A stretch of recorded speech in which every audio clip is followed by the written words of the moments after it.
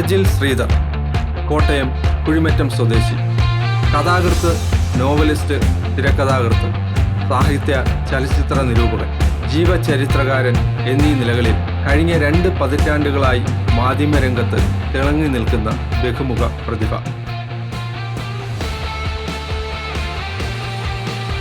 ദൂരദർശന്റെ പ്രഥമ ചരിത്ര ടെലിവിഷൻ പരമ്പര പാലിയത്തച്ഛൻ്റെ തിരക്കഥാകൃത്ത്, സംവിധായകൻ. 2013 സംസ്ഥാന ചലച്ചിത്ര അവാർഡ് കമ്മിറ്റി അംഗം. വിവിധ സാഹിത്യ ശാഖകളിലായി 30-ലേറെ രചനകൾ. S K Pottekkatt award, K Damodaran award, Thirunelloor Karunakaran award, M K Sanu award, ആത്മായനങ്ങളുടെ Khasak award, Vayalar Ramavarma award, Sree Narayana Samskarika Samithi award, Rabindranath Tagore award, Thomas Pala award, Malayattoor award, national film academy award തുടങ്ങി പ്രതിഭയുടെ മാറ്റുരച്ച നിരവധി അനവധി പുരസ്കാരങ്ങൾ. മംഗളം വാർഷിക പതിപ്പ്, മംഗളം ദിനപത്രം വാരാന്ത്യ പതിപ്പ്, മംഗളം വാരിക, കൂടാതെ ലിവിൻ സ്റ്റൈൽ കന്യക വാരികകളുടെ എഡിറ്റർ പദവിയിൽ നിലവിൽ പ്രവർത്തനം. ജീവിതയാത്രയിൽ താൻ കണ്ടതും അനുഭവിച്ചറിഞ്ഞതുമായ നിരവധി മുഹൂർത്തങ്ങൾ പ്രിയ സജിൻ ശ്രീധർ നമ്മോട് പങ്കുവയ്ക്കുന്നു. കഥ ഇതുവരെ. ഒരു എഴുത്തുകാരൻ നിലയിൽ അല്ലെങ്കിൽ ഏതെങ്കിലും തരത്തിൽ നമ്മൾ ശ്രദ്ധേയനായി തീരുന്ന ഒരു ഘട്ടമാണ് സാധാരണഗതിയിൽ പൊതുസമൂഹം കാണുന്നത്. പക്ഷെ അതിന് പിന്നിൽ വളരെ സുദീർഘമായിട്ടുള്ള വർഷങ്ങൾ നീണ്ട ഒരു യാത്രയുടെ ഒരു പശ്ചാത്തലം ഉണ്ടാകും ഓരോ വ്യക്തിയെ സംബന്ധിച്ചു. എൻ്റെ കാര്യത്തിൽ മാത്രമല്ല, എന്നെ സംബന്ധിച്ച് വളരെ കുട്ടിയായിരിക്കുന്ന ഘട്ടത്തിൽ, അതായത് സ്കൂൾ വിദ്യാർത്ഥിയായിരിക്കുമ്പോൾ മുതൽ എഴുത്ത് എന്ന് പറയുന്ന ഒരു തീവ്രമായ ഒരു ആഗ്രഹമായിരുന്നു. ശരിക്കും നന്നായി പഠിച്ചുകൊണ്ടിരിക്കുന്ന ഒരു കുട്ടിയായിരുന്നു ഞാൻ.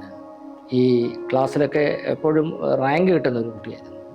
പക്ഷേ ഈ എഴുത്തിനോടും വായനയോടും ഒരു പ്രത്യേക ഘട്ടത്തിൽ, പ്രത്യേകിച്ച് ഹൈസ്കൂൾ തലത്തിൽ വരുന്ന സന്ദർഭത്തിൽ ഭയങ്കരമായിട്ടൊരു ആഗ്രഹം, ഒരു പാഷൻ ഉണ്ടാവുകയും അങ്ങനെ എൻ്റെ ഒരു പഠനത്തെ പോലും അത് ബാധിക്കുന്ന രീതിയിലോട്ട്, അതിൻ്റെ റിസൾട്ടിനെയൊക്കെ ബാധിക്കുന്ന രീതിയിൽ അതിനോടുള്ള ഭ്രാന്തമായിട്ടുള്ള ഒരു അഭിനിവേശത്തിൽ നിന്നാണ് എഴുത്തിനോടുള്ള ആ ഒരു അടുപ്പം വർദ്ധിച്ചു വരുന്നത്.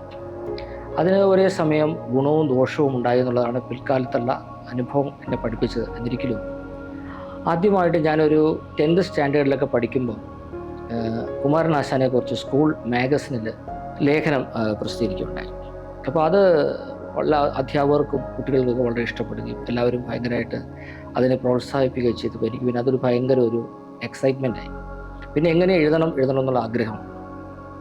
അപ്പോൾ 10th പഠിക്കുന്ന സമയത്ത് ഞാൻ ഈ പരീക്ഷയുടെ തലേദിവസം പോലും പാഠപുസ്തകങ്ങൾക്കുള്ളിൽ ഒളിപ്പിച്ചു വെച്ചിട്ടൊക്കെ മഹാരാജൻ്റെയൊക്കെ തിരക്കഥകളൊക്കെ വായിക്കുന്നത് അച്ഛൻ കണ്ടുപിടിക്കുകയും അച്ഛൻ എന്നെ മുദ്രവി തല്ലുകയൊക്കെ ചെയ്യുന്ന ഒരു സാഹചര്യം ഉണ്ടായി.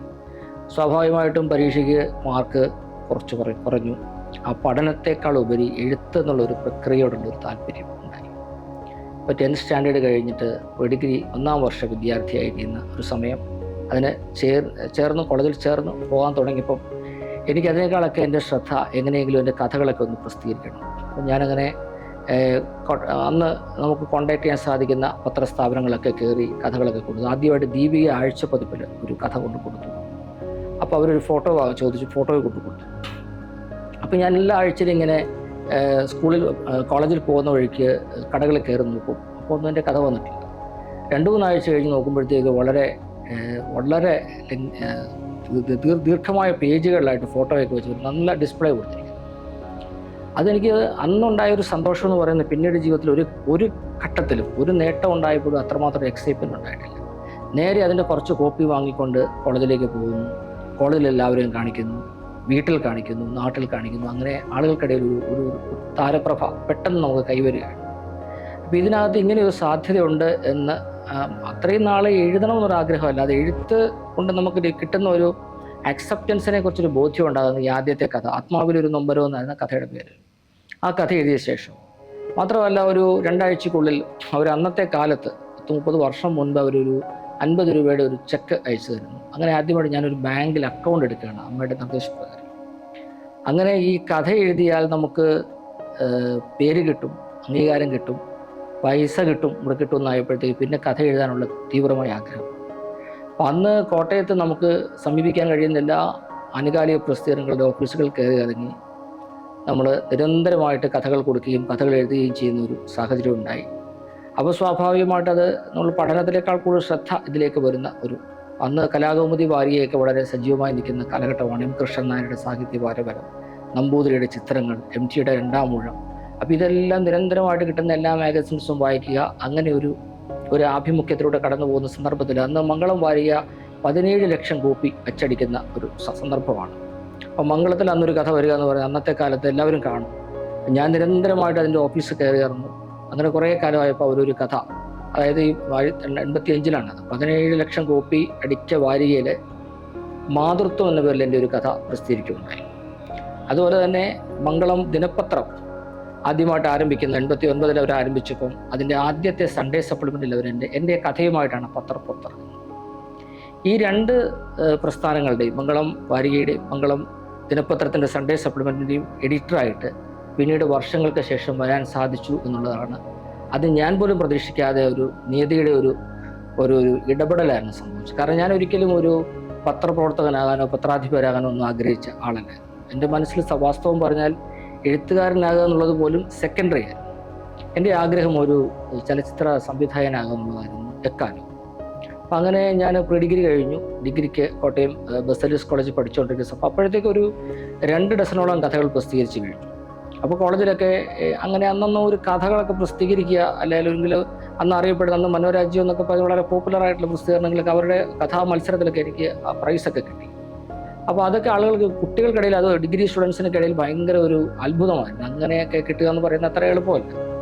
അപ്പോൾ ആ സമയത്ത് അമേരിക്കൻ മലയാളികളുടെ ഒരു പത്രമുണ്ട്, മലയാളം പത്രമുണ്ട്. അതിൽ ഒരു 35 അധ്യായം വരുന്ന ഒരു നോവൽ ഞാൻ എഴുതാൻ, കറുത്ത നക്ഷത്രങ്ങൾ. അത് സിനിമയാണ് അതിൻ്റെ ഒരു ബാക്ക്ഡ്രോപ്പ്. അപ്പോൾ ഇങ്ങനെ കഥ എഴുതുന്നു, നോവൽ എഴുതുന്നു, ഇങ്ങനെയൊക്കെ വന്നപ്പോഴത്തേക്ക് കിട്ടിയ ഒരു അംഗീകാരം, ആളുകൾക്കൊക്കെ ഒരു ആരാധനയൊക്കെ അല്പം തോന്നാൻ തുടങ്ങി. അങ്ങനെ വന്നപ്പോഴത്തേക്ക് എങ്ങനെയും നമുക്ക് അതിൻ്റെ പീക്കിലെത്താനുള്ള ഒരു ത്വര നമ്മളെ ഭയങ്കരമായിട്ട് ഹോണ്ട് ചെയ്തിട്ടുണ്ട്.